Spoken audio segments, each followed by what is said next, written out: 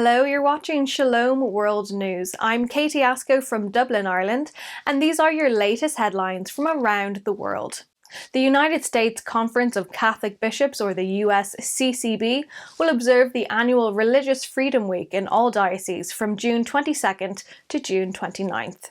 The week-long celebration begins with the feast days of Saints Thomas More and John Fisher and concludes with the feast of Sts Peter and Paul.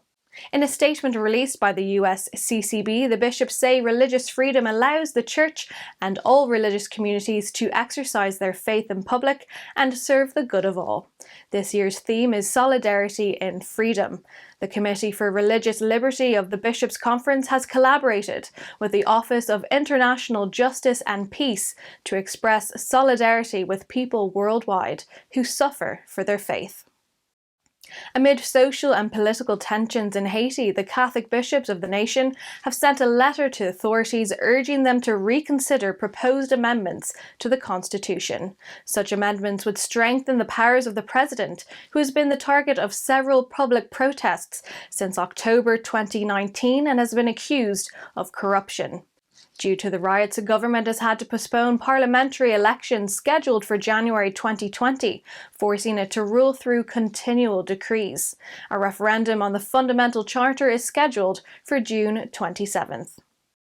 Following the recent hate attacks on two Catholic churches in Scotland, the Scottish Government has created a fund to enable places of worship to set up security measures. Religious communities can access the Hate Crime Security Fund of £500,000, which is equivalent to over $700,000, to install CCTV cameras, security doors, alarms and fences. Social Justice Minister Shona Robinson said the fund will enable communities which are most vulnerable to hate crime to worship in peace. She said places of worship should be abodes of peace and faith communities should feel safe when they come together to pray.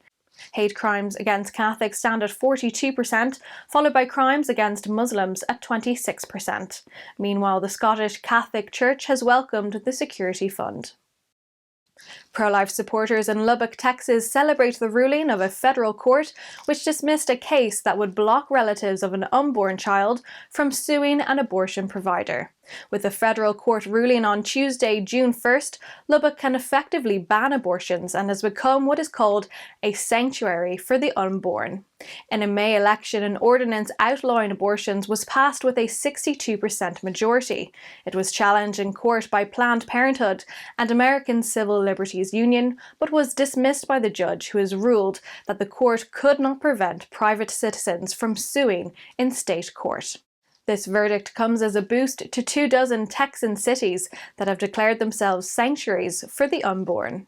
Those are your latest headlines. Do join us tomorrow and visit swnews.org for more updates. Shalom.